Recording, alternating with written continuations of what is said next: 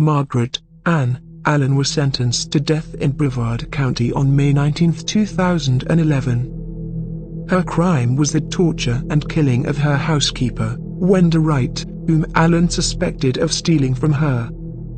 According to the prosecutors, she tortured Wenda Wright for hours before strangling her with a belt. Margaret Allen received help from her roommate, James Martin, and her nephew, Quinton Allen, to bury the victim in a shallow grave. The two were also convicted for their part. The 39-year-old Wenda Wright was reported missing on February 8, 2005, and Titusville police began their investigation. 2 days later, two people not involved with the crime went to the police department and told officers Wright had been murdered.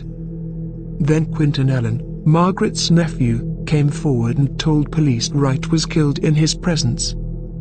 Police served a search warrant at Margaret Allen's house, where the murder allegedly occurred. She and James Martin were both arrested. Prosecutors and defense attorneys declined to discuss the Allen case with Florida Today, but court and police documents paint a grisly picture. Allen's purse was missing and she suspected Wright, her housekeeper, who kept denying she had taken it.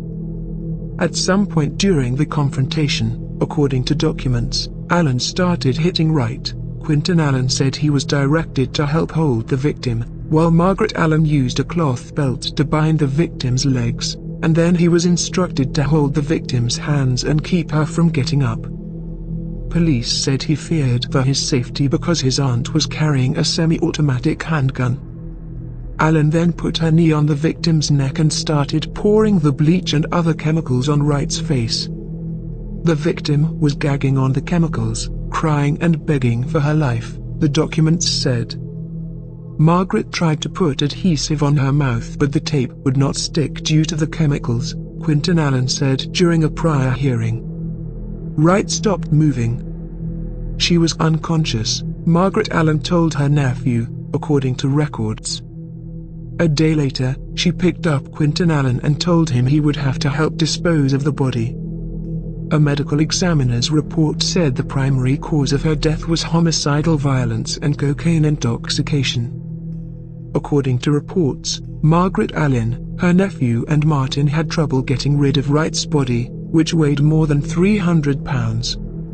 They buried it in a shallow grave near State Road 46 in North Brevard. Quinton Allen took us to the scene and the grave was located, a police report said. Quinton Allen pleaded to a second-degree murder charge and was expected to be released from prison in 2019, while Martin pleaded to a charge of accessory after the fact to first-degree murder and served about 5 years.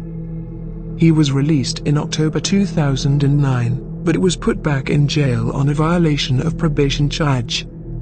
Both received reduced charges and sentences for agreeing to testify against Margaret Allen, whom police believe was the ringleader in the Wright slaying.